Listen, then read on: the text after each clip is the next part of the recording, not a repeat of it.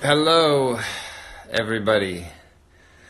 This is what happens when you schedule a live video on the night of the Game of Thrones finale because you don't watch Game of Thrones. So the good thing is that this is going to sit in my story for the next 24 hours. So repost it. So I'm bringing on Tomas Linkevicius right now from Lithuania, one of the premier. Thomas, here you are. Hi, hello, good morning. Good Hi. evening for you, good morning for me. Good evening for you. Good morning. Yeah. Good Uh, morning for you. Good evening for me. Yes. So I was just explaining what we're doing and how this will live on for in my stories, and then we'll repost it later. We'll post it on YouTube for everybody to see as well. But I wanted to have this interview so that people can get to know you who maybe don't know you, or people can get to know me who don't know me. If you don't know, Thomas and I have teamed up to do a hands-on course in Beverly Hills in my area. So he's coming all the way from Lithuania to teach yeah, this amazing topic of zero bone loss. yeah. So, um, Thomas, for those that don't know you, can you just give us a history, where you were trained, where you grew up, a little bit about yourself? Yeah, so I'm a like really Lithuanian product. I mean, I was born here, I was raised here, I finished high school and university, and also my postgraduate studies in prosthetic dentistry in Vilnius University, where I currently living. And for PhD, I was going to the neighboring country, to Latvia, and Mm. there I finished my PhD studies and defended my thesis actually on the topic of soft tissue thickness, Yep. and that was, how to say, the start of all story. And funny thing is, I never really planned anything like this. It just happened. I still remember, and I was very curious about why we having bone loss, because we were Yeah. constantly seeing it. And I remember my senior colleagues, my teachers were saying, "Oh, just accept it. I mean, it resorbs. Usually it stops. Don't worry. I mean, this is like a success criteria and like famous in 1986 from Albertson et al." Yeah. But somehow that was not really convincing to me. And I was really starting to look in the literature, and I really found that probably thin tissues is probably could be one of the factors. So that started and up to this zero bone loss concepts, which actually also is not the end of the journey. It's like the process, because even, I mean, when you see a new factor and if something pops up, so we add to this concepts as well. Yeah. It's interesting. I had that same feeling when I did my implant residency in Brazil, and I came back, and I would see cases that were, a few years old and had bone loss, and I would Yes. talk to people, and they would say, "Well, that's normal. Yeah. Every implant loses bone to the first thread, and that's just normal." And I never liked that. I never thought that was okay. So It see, was we are like, similar in this way, yeah, because yes, it's not okay in US, not okay in Lithuania, and there are really, in my opinion, really easy steps to prevent yeah, it. I mean, right, most of them are just knowledge, not even yes, hand skills, just right, understand the biology and the implant design. yes. Hello to our friends from Chile that are saying hello. Thank you for commenting. Hi. So, I, people always ask me this, and I wanted to ask you this. Why do you think there are so many of these dogmas in implant dentistry where people just accept certain things, or they just do what they know, and they're not really interested in learning new techniques or new topics. Why do you think that is the case? So I think that part of it is really natural, because when you start your learning curve, I mean, you listen to your, as I say, more experienced colleagues, Right. and you learn from them. Yeah. And if that your colleague has experience in his career that he has bone loss, so he's saying to you, look, this might be normal. And so you first of all accept it. Then when you start working on your own, you start to see the cases sometimes when you don't have it. So Right. then you might ask yourself the question, why is it? But in general, I think that, we as humans really want a very quick recipe. But that's also, I think, natural. We want easy thing, like I always say, we want immune to bone loss implant, let's say, which Right. is not acceptable. Yeah. That would be top number one seller, yeah. Sure. Brand, right? Right.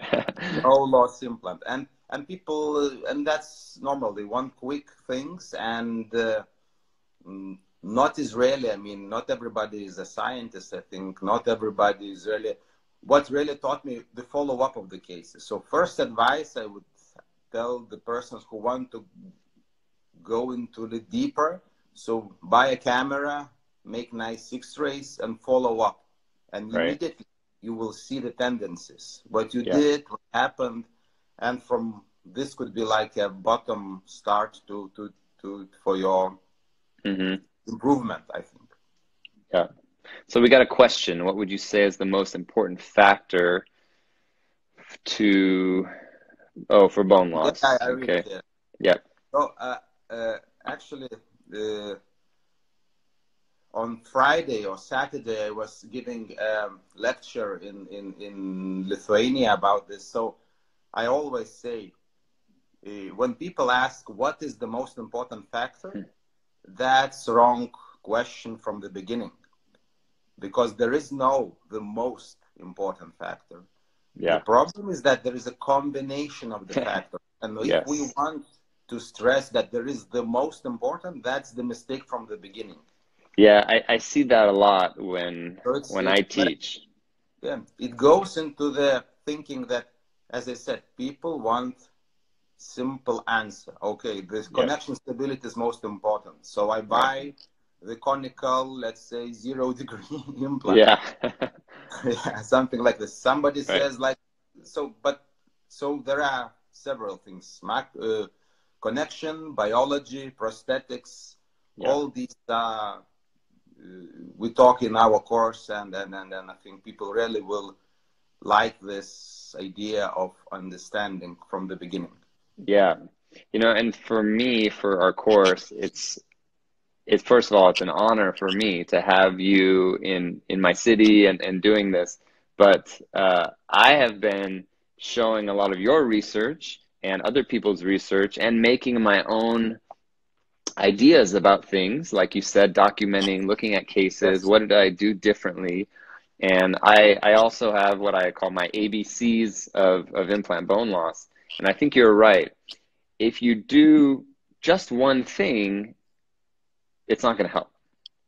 You have to think about materials, implant depth, tissue thickness, cements, shape of the abutment. Everything really has to be there. And then on top of that, if you do everything right, but you don't use clean components, everything goes away. Yeah. So I really Hey, Matt. My partner's saying hello. Hey, Matt. I really agree with you, because when in June I will publish a book with quintessence, pro bone loss concepts, and then when I looked and put it on the paper, I found that you need 20 things, 20 really to go to this point. So it's not that really easy, just connection or just biology or whatever. So there is a process, but what I like, it's really controllable. You can control every step from the beginning. So this is, I think that would be interesting for people to really learn and to see if it works not only in Lithuania but in US as well. Right. It works everywhere. Patients are all the same. Yes. Where can people get your book, and when is it actually available? So And I'm now, asking for myself too. yeah, okay. So I told you, I promised I will give you give Okay, the second copy, but you have to wait till we meet. I don't know. that's fine. Will you be patient enough? I'll try. Yeah. Okay. So it's in US. It's already, you can order on pre-launch, Okay, pre-order. You can do it now, and official release is I think 9th of June in Quintessence Meeting in Boston. So okay. I will always be there, and I think I will even have a book signing, like an hour, like a Yeah, small, and have a lecture there. But so I think from the 9th of June, it will be possible to buy it all over the world. great. Good to hear. And we'll have some at our course as well. Yes. So you can get your book signed by Thomas, because he doesn't come to LA a lot, right? When's the last time you came to Actually, I was LA? there, for 3 times, Yeah, but only short, for lectures, not like, for not for course. a course. Yeah, For course, no, I wasn't yeah, there. yeah. So it's really nice for us in LA to have this. I wanted to ask you a question because for me, how I practice in Los Angeles is a little bit different. I practice more of an international style in the Mm. sense that I do the surgery and the restorative Yeah, on my own yeah, implants. yeah. What's your take on that, and how many people do one or Yeah. the other, and how that influences bone loss? So when I started to come to US, this was like a really also a surprise for me, because in Europe, in Lithuania, more people do like a set international way when you place your implant and you restore. And Right. in US, like I learned that there's a clear distinction, but also more and more people start to place It's implants and restore. changing. Yeah, it's changing. Hmm. I think that's a very good, because really, like in the book, we have two big pieces, like two big parts. So surgical part, Yeah, things you need to know and do to establish or develop bone stability, and then prosthetic part, the yeah, same importance, how to maintain it. Because originally I was trained as a prosthodontist, and like for 10 years I was only restoring, no implant work. okay, But I felt that it was not really good enough. I mean, I started to see the cases from surgeons that, right, you receive implant with bone loss already before restoration. right, I went and look, what's there? I mean, the same story. It's normal, it's yeah, physiological. That no. And then I started to do it by myself. And I think it's a really fortunate that when everything is in your own hands, first, then you don't have to blame anybody, only you if there's a problem, but yes. then there is more control. Or you need really to sit down with your colleague, buy my book and read it Yeah, from the first page to the last. right. But it's a really, then people really must understand very simple thing. Supressal implant placement. When Yeah, implant is below the bone, the shape and the size of T-base, it's one of the most important things to maintain bone stability, because if it's too low, it will press the bone. sure. So I see so many cases when, let's say, not experienced prosthodontists just destroyed the bone Right. by using wrong components. Yeah. And that's, surgeons do everything okay, and it turned out to be bad. So I think that, I don't know if it's more becoming common in US that people place and restore their own implants. Yeah, it's definitely becoming more common. Actually, in the US, I think it was 2018 or 2017 that was the first year that more general dentists placed, or there were more implants placed by general dentists than there were placed by specialists. Yeah, so that's a And tendency, I, I think. what's that? I think that's a good tendency Yeah, in I think so too. I think the caveat with that is that we have to make sure that people that are placing the implants Yeah, are trained properly, because the bad part about that, I think, is that so many people are placing implants to make money. They're saying, I don't want to send this case away. because I want to do it to make the money. When really it needs to be, you need to really understand the biology. You need to be passionate about implant dentistry if you start doing it, not strictly just to grow your business. yeah, I agree. I mean, yeah, that's true. I mean, you need to, yeah, of course, you need to be skilled and trained and have capacity with your, because at the end of the day, our work is with hands, yeah, and Right. you need to really perform well. But I take it like, you know, as a granted, as a first thing before you start to do it. Right. Yeah, both because I am a general dentist, but I teach both the surgical and the restorative side. I I get to hear So, um, yeah, both people complain. You know, I hear the restorative doctors that complain, oh, the implant was placed in the wrong position, and you know, I can't put a crown on it in the correct position. Then I hear the surgeons say, I placed a good implant, I had no bone loss, and then I that's sent it to the restorative doctor, and they used gold or they used the wrong tie base, and then it lost a bunch of bone, right. and they blame it on me. So I agree with you that it doesn't matter if you do both, but you need to understand both sides. Yeah, you need to be really a team. I mean, Yeah, your referral, you must meet not only, you know, like for wine at Christmas. right. Exactly. Yeah, that's what I said. But I always say, you know, you you need need to to, know their husband, their wife's name, their kids' names. You guys should really dogs. be, yes, be close friends. Yeah, and then, you know, it's because of course, for example, myself, it's a if it's a really big augmentation, I also refer to my colleague. I mean, let's say vertical augmentation of bone. Right. I'm not doing this, Yeah. you know. Yeah. Yeah, I consider myself not well good enough to do this properly, so I refer Yeah. to the surgeons. Yeah. But of course, we all are on the same page, and actually we do not question, you know, who's to blame if there is a bone loss. I mean, Right. you make your own part, and then you end up with always with a good result. Yeah.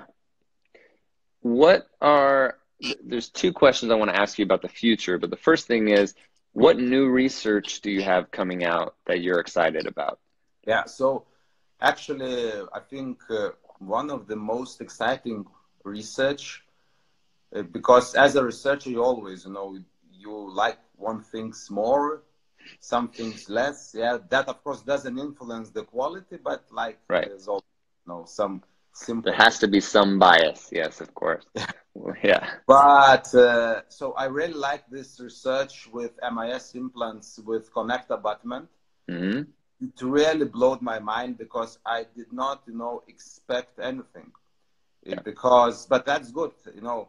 If a research asks the questions that I want to prove something, it's already wrong because you are biased from the beginning. You must Right. ask the question, how does it work? Will it work? Hmm. That's a small difference, but Yeah.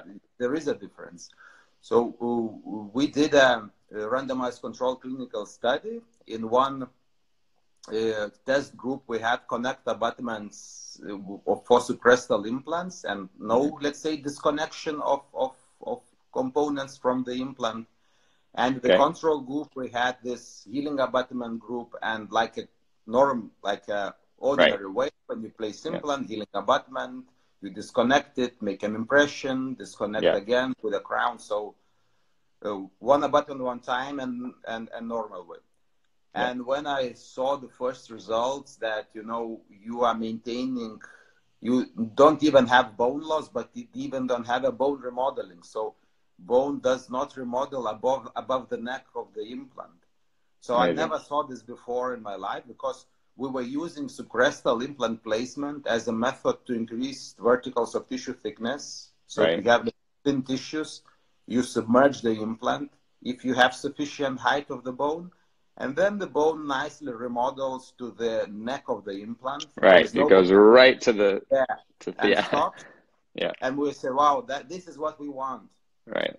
And but when we do this study, now I can say there is a way to avoid even this remodeling, and the bone would stay more stable. Yeah. We already have the first results. I will be very pleased to present all the study in our course in November. Mm-hmm. I think there will be already follow-up. Now we have like post-restorative phase. So even at the delivery of final crown, we already see the difference, because there was this connection, there was prosthetic treatment. So this is what I'm really excited about. And yeah, I think this study will be really a game changer, because Hi, Ben. My friend Ben. because then actually this will be the first study, clinical controlled study, to show that one abutment one time might work. Yeah. Because when you look at before the designing study, I looked through the literature. So there are only case series. People show that you can use this intermediary component, maybe it's better. But if the study does not have control group, the power is much less. So I'm really looking forward to the final calculation. So for those that are watching this that don't understand what's happening, Thomas is talking about a transmucosal abutment, and for the company MIS, it's called the Connect abutment. And what this is at the time the implant is placed or at uncovering, the transmucosal abutment will be placed, torqued in, and never removed. We're basically transferring the connection to a tissue level connection, and then everything will be done on top of that: impression, provisional, final restoration. So you don't have to go back in and rip that hemidesmosomal attachment that can eventually be one of the sources of bone loss. Now, Thomas, one thing people always ask me, that they love asking this question, they say, why not just use a tissue level implant? And I know I have my answer, but I'd love to hear it from you. Yeah, so first of all, the tissue level implant has not a problem, but design feature, polished part. So this connect abutment is not really polished, it's machined, it's rougher. It means that if you submerge suppressively polished part, so you will lose bone because it's a polished part, and bone does not stick to the polished. One thing. Another thing is the shape of tissue level. It goes and too steep. It means when you're submerging it or you're going close to the bone, you have this pressure. Too much pressure. Yeah, and you always have bone remodeling, bone loss there. And I think that this is, again, some people say that it's okay, it's normal, bone always stops. Not always. I mean, but most important, you are losing control. You don't know how this patient would react to the polished part or to the compression of the bone. So I think these two main reasons are not. There's third one, prosthetical one. Prosthetic, that's one of the big ones. Yeah, because tissue level implants are unique in that way because they have two micro gaps. One is with the connection abutment, and the other on this flare, always have this slope. Yeah, like a bevel almost. Yeah, a bevel, exactly. Yeah. And you always need to connect the crown to the end. Mm-hmm. And what usually happens, I mean, sometimes it does, if it's cemented, it doesn't go down, it pushes cement, or if it's retained, and you are then still close to the bone. So this is avoided by using intermediary component. Yeah. Because I think also one of the things that I like is that if you lose bone, let's say, if you're using a transmucosal abutment, you can go back in, put a different size, you're okay. Yes, you can still go back and make, people say, oh, you are making from bone level, tissue level. Right. But that's the point, that then you can remake back from Right. tissue level, bone level. Yes. And they think about this, that there's all the way back to if you Right. have a problem. So right. That's I think also advantage. Now you said something, and I think I remember you telling me you have research on this. Do you have research on the correct roughness of the transmucosal abutment? It's coming, right? It's a really sophisticated topic. It's, I think, one of the most difficult research we're doing, because the situation is that I always say that the purpose of the scientist is to put feeling into numbers. Right. Yeah, we all have feelings, clinical. Yeah. I feel something like, and if you ask any clinician, he will say, I feel that it's like this, or no, that it's like that. Yeah. But for me and you to get his feeling, yes. we need numbers. I mean, exactly. Is it 1, 2, 3, 4, or whatever? Right. So with this surfaces and the polishability or other, it's really difficult to measure how much that has an influence clinically. So we now in the process, we have really developed a technique to polish zirconia to the very smooth level, like to 50 nanometers. It's like a very smooth. And I have like 9-8 years observations of this, how it works. I mean, how it's really glues to the surface of the how tissues glue to the surface of zirconia. But I don't have numbers, so it's still it's in not connecting. But my personal opinion is, if what goes below the gingiva in implants must be as smooth as possible. And with zirconia, we also have the possibility to develop a connection, not connection actually, it's that contact, adherent zone between tissues and the material. Yeah. So it's still topic which is developing. Thank you for that. I hope that there's some research on that too, because I would love to have a number. Yeah. You know, I've been teaching similar concepts like you for the last maybe 5 years, and people are always asking me too. So I would love to just have the answer, because like you said, I have the feeling, but I don't have the answer. What is your feeling? I mean, what is your idea about this? Yeah, my feeling is, as long as it's clean and as long as it's a biocompatible material, I'm not sure if there's going to be a huge difference. Yeah. Because I feel like I've gotten restorations from different technicians, and I don't know if I've seen a huge difference if I can take all the other factors away and focus just on that. So I'm not sure. Yeah, and no, it might be completely true. I mean, maybe it's no difference, and it's also as good as having difference, because then you can say, okay, I can use what I like and just make it clean, just make it like biocompatible, and I'll be fine. So it's you are not driven by the point that you must prove that you are right. No, I mean, you just need to really show what works and what doesn't. Yeah, because oftentimes I teach lab technicians as well how to design restorations, and they say, which wheels should I use? Should I use rubber? Should I use so all that? So we have a really protocol for this. Maybe it's also, I mean, part of technicians could join the course, because we have with wheel numbers, with time of polishing, everything really from beginning to the end, how to develop a certain smoothness of zirconia. So yeah, I think that's an important thing. When I see lab technicians in my courses, those are usually the technicians that are really passionate about what they're doing.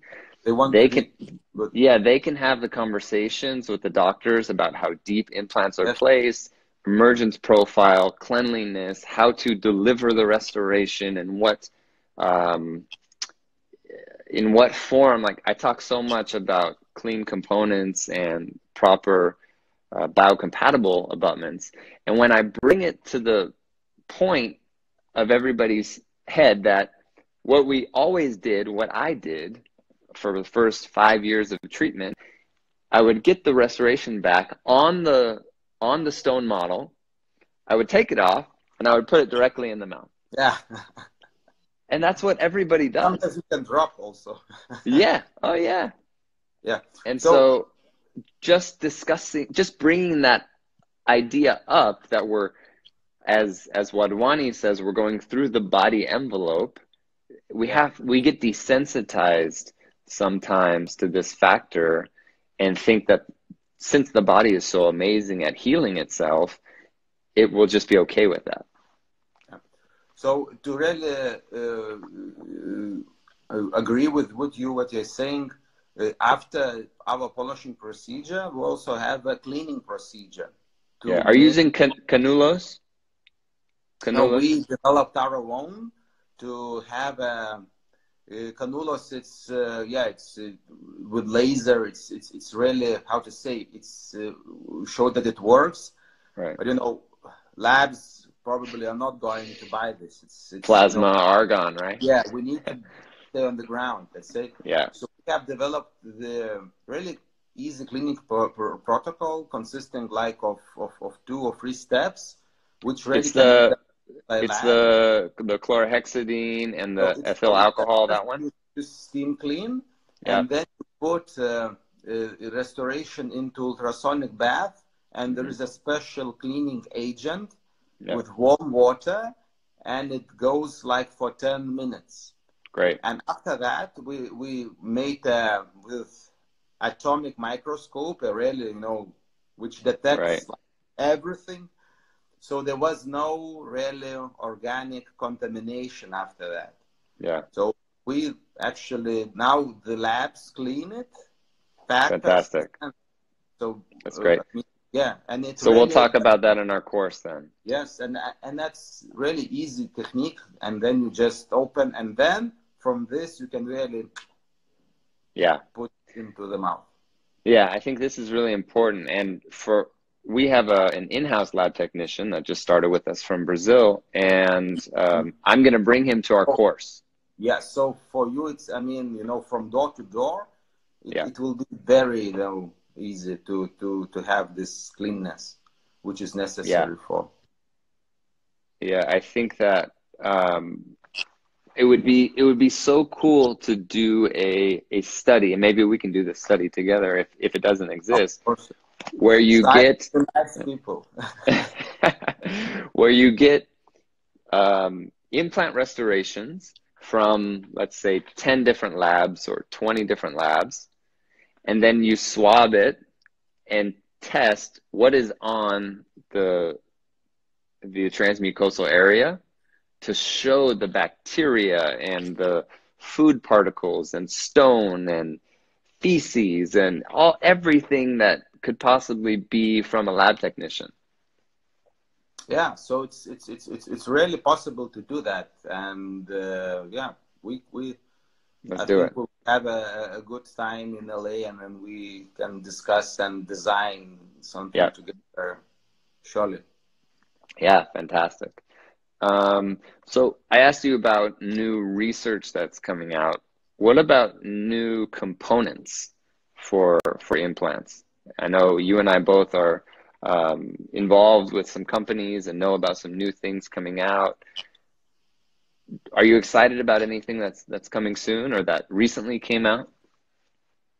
Yeah, so as I said, this experiences with this new transmucosal abutment, and I'm really looking forward to report the results, because where I see also advantage in aesthetic area in immediate placement, because it's always you go suprastally to gain the stability And, you know, you need to position your implant deep enough, really then to maintain and then to develop your nice profile and for aesthetical point of reason.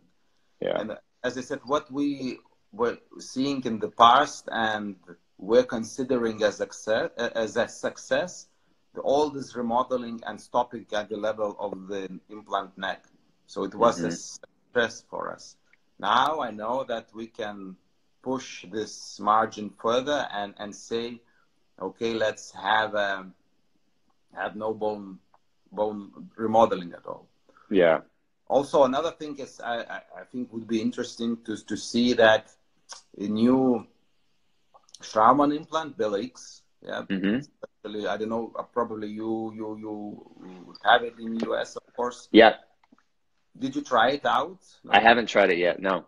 Yeah, so it's looks like a special implant for immediate placement and different threads, like completely different Straumann philosophy, going, you know, in completely different direction. And when you think that when giants like Straumann is changing, you know, and going from, let's say, parallel, non-aggressive implants, like, you know, nothing to the, let's say, most aggressive implant. Yeah. So that shows that, you know, that people should change also. Things are changing. Yeah, it's been nice for me to, you know, a few companies that I deal with, to see them start to listen to the things that we've been complaining about for many years. Yeah, that's, I mean, sometimes I was really puzzled dealing with different companies. I'm saying to them, call the people and ask, and they will tell you how to improve and make your sales bigger. Yeah. It makes sometimes a mystery for me. I mean, why some things are still on the market when, you know, everybody knows that they don't work or they work less effective than they should. Right. Yeah. So that's probably also, you know, a process and maybe, but I mean, people are deciding and they can decide to change. So it's only a matter of attitude, I think. The question is the BLX the one similar to Noble Active? Yes, I think it's it's pretty similar. Person by the same designer. Yeah. Formovich. Yeah. So it's nice to see that there's many different companies now that are focusing on this bone loss concept and that are understanding the one abutment, one time concept that's been around for so long. But it just never had the restorative flexibility that it does now. Because, you know, many people were doing it. I remember seeing Eric Van Duren doing it. I remember seeing Sasha Jovanovic doing it. I remember, you know, all of the big players. But when I would try to do it, I always felt stuck. Yeah, because you limit yourself. Yes. And I hate prepping abutments in the mouth. Yeah. I hate that. You should not do it. I mean, it's a past. It's a relic of the past. And what really, I mean, this transmucosal abutments was a big step. Is that then you can make a single crown screw retained to this abutment with a normal 35 or 30 newtons, which was not possible in the past. I mean, with multi-units we were able to use for full arches. Since big decades, But when you have cross-arch splinting, you have smaller screws, but then you connect, then it works. You connect all the let's say implants. But for single restoration, anterior, let's say immediate, there was no solution. Yeah. So the technology that was really made it possible now to do it. Yeah. Whenever I talk about your concepts and some of my own concepts and bringing them together, I always discuss how full arch cases oftentimes have very little bone loss. And a lot of it is because it's clean components. It's one abutment, one time. It brings everything up to the tissue level. Yes. You can take off the restoration as much as you want. but Yeah. we're never going to go back down and rip that transmucosal, or that transmucosal attachment, and rip that hemidesmosomal attachment and start to get pockets. And when you discuss all the concepts that you and I talk about, and then you bring up full arch, they say, that's right. I've been doing this one abutment, one time concept for a while.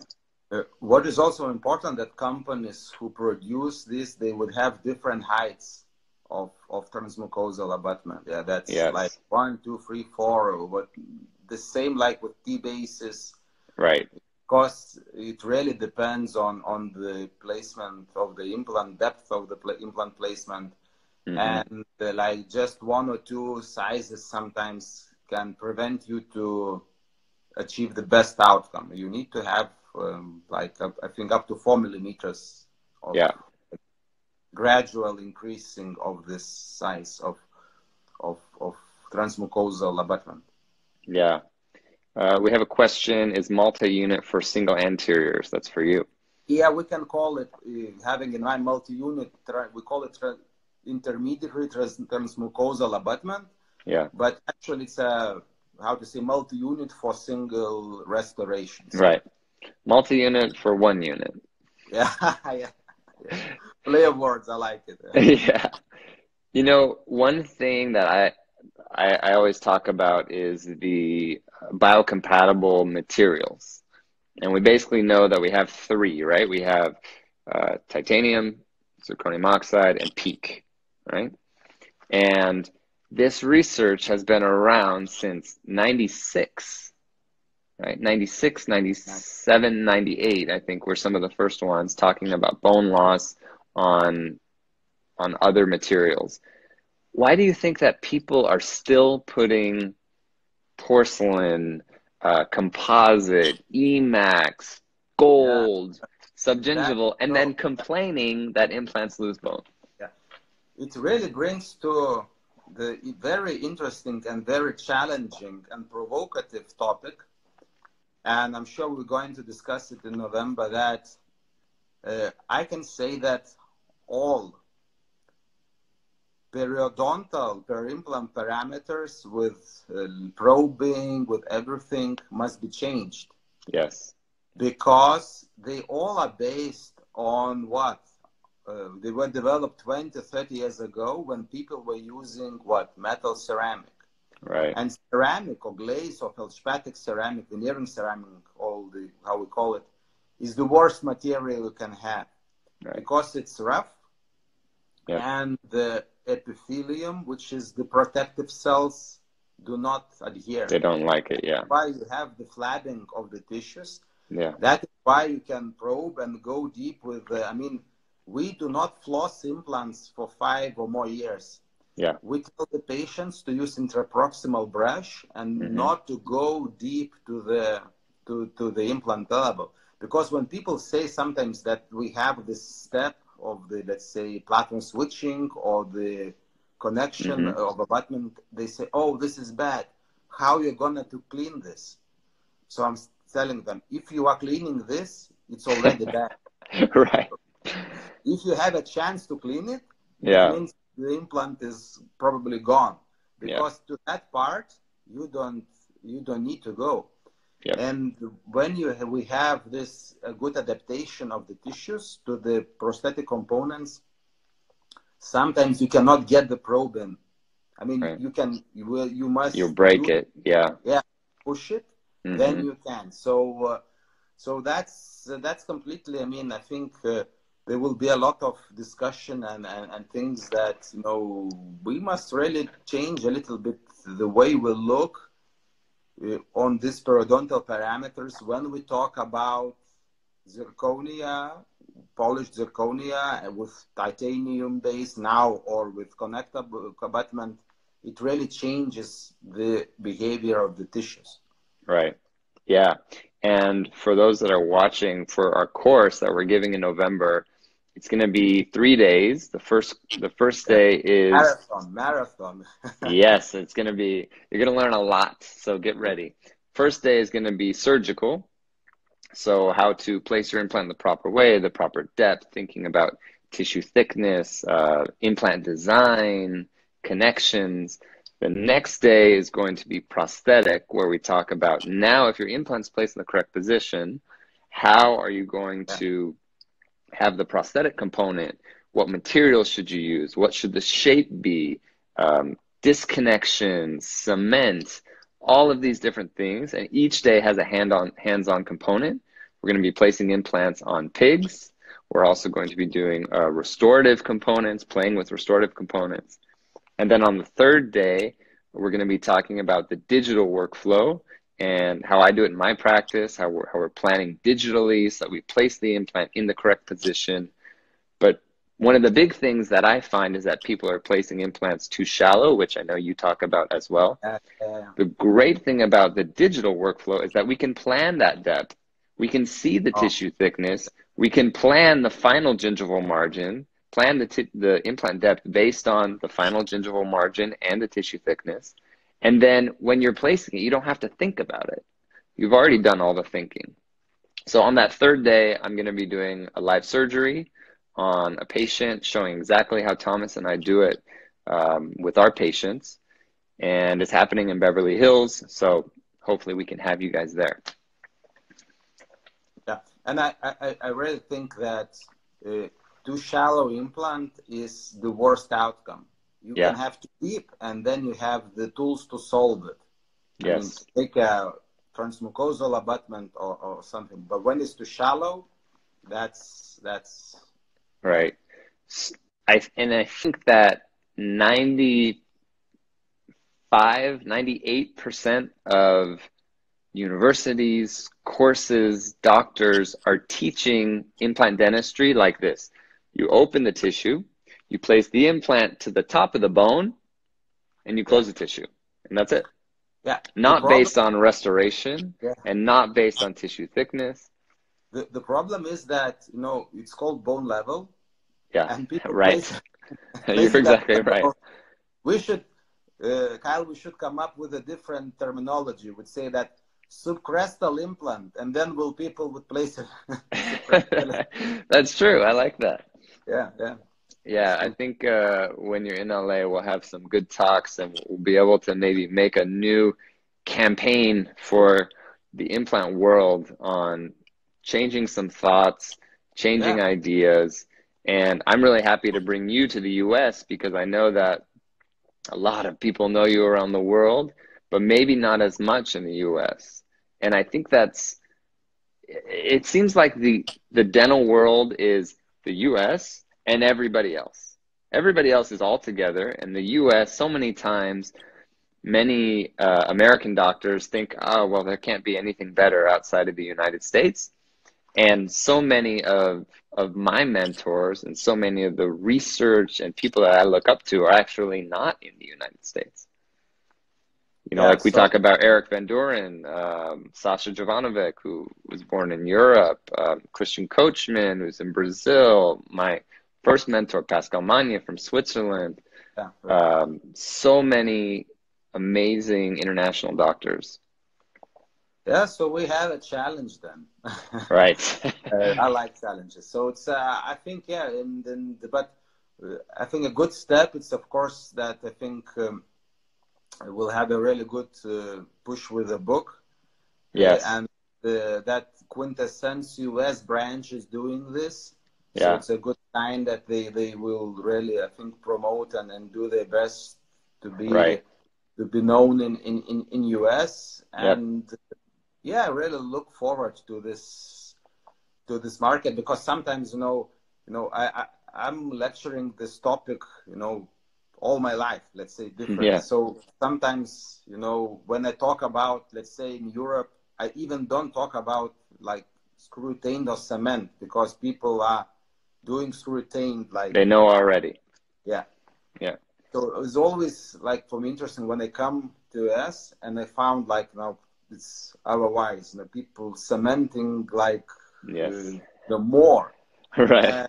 The things which I found, like already boring for Europe, like, oh, he's going to talk about cement and screw retained again, Here are, top topic, people are really enjoying and really are keen to see the differences.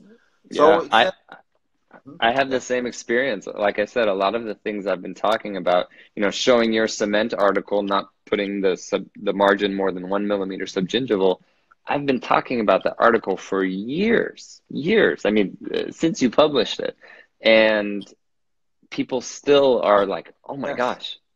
And it Yeah. reminds me how Christian Coachman told me this. He said, just when you think everybody knows what you're talking about, you Yeah. go to a new place, you go to a new city, you go to a new country, and you can give a lecture that you gave 7 years ago, and it's still going to be looked at as being And you know. forward thinking because not everybody has the same access to research, or they don't go to as many symposiums as you and I go to. I think we're pretty lucky that we get to be with some of the top guys in the world, and not only when we're lecturing but also as students we get to see these people, these men and women speak. So I'm gonna tell you, it was also to that topic interesting story that when we developed all the studies, we first of all talked about them in Lithuania, like for like 2-3 years, Yeah.